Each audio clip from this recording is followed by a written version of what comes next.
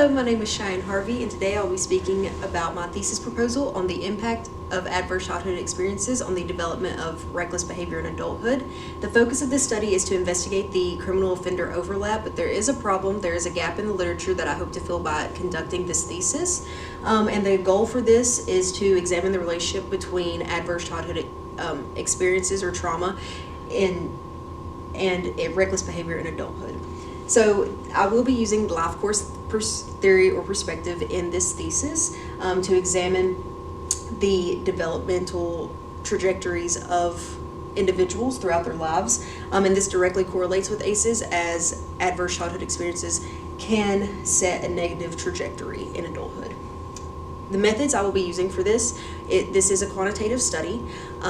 The population I'll be examining is individuals over the age of 18 in the United States, and the target population or the target goal is 1,000 respondents.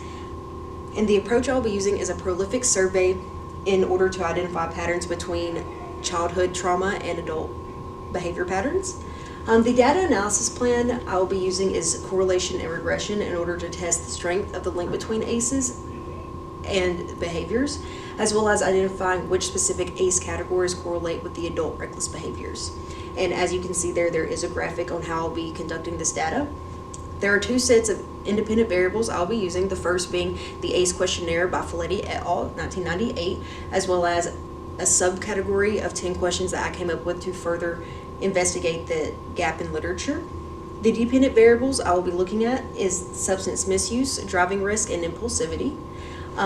There are a couple ethical considerations to consider. The first being there are sensitive topics on this survey, so individuals will be allowed to answer, prefer not to answer on any sensitive topic question that we have, and they will also remain anonymous.